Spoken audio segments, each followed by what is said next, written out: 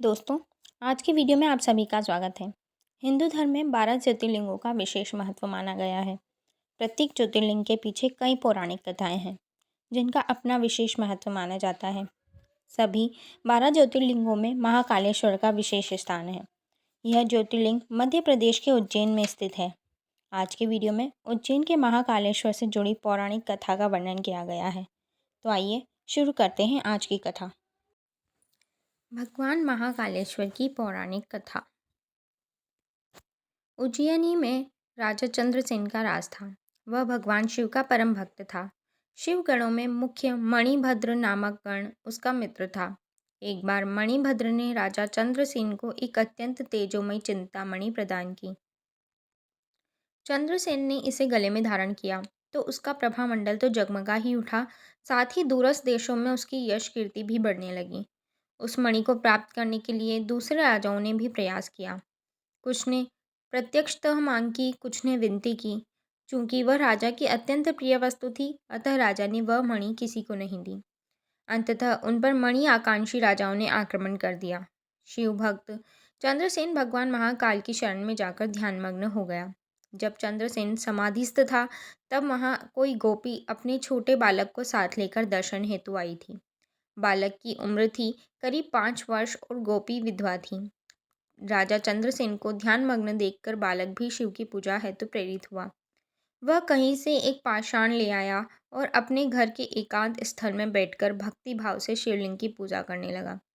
कुछ देर पश्चात उसकी माता ने भोजन के लिए उसे बुलाया, किंतु वह नहीं आया। माँ ने फिर बुलाया, वह फिर भी नहीं आया। माता स्वयं बुलाने आई तो उसने देखा बालक ध्यानमग्न बैठा है और उसकी आवाज़ सुन नहीं रहा है। तब क्रुद्ध हो माता ने उस बालक को पीटना शुरू कर दिया और समस्त पूजन सामग्री उठाकर फेंक दी। ध्यान से मुक्त होकर बालक चेतना में आया तो उसे अपनी पूजा को नष्ट देखकर बहुत दुख हुआ।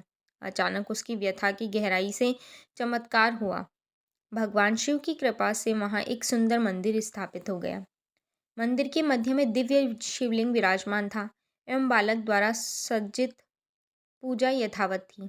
उसकी माता की तंद्रा भंग हुई तो वह भी आश्चर्यचकित हो गई। राजा चंद्रसेन को जब शिवजी की अनन्य कृपा से घटित इस घटना की जानकारी मिली तो वह भी उस शिव भक्त बालक से मिलने पहुंचे। अन्य राजा जो मणि हेतु युद्ध पर उतारू थे, वे भी पहुंचे।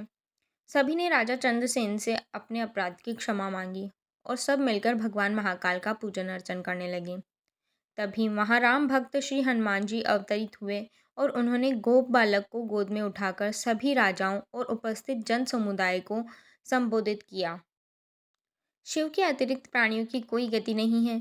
इस गोप बालक ने अन्यत्र शिव पूजा को मात्र देखकर ही बिना किसी मंत्र अथवा विधि विधान के शिव आराधना कर शिवत्व सर्वविध मंगल को प्राप्त किया है।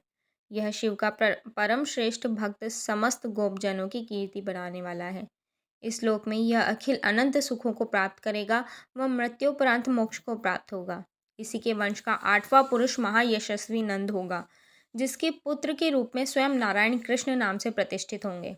कहा जाता है भगवान महाकाल तब से ही उज्जैनी में स्वयं पर विराजमान है।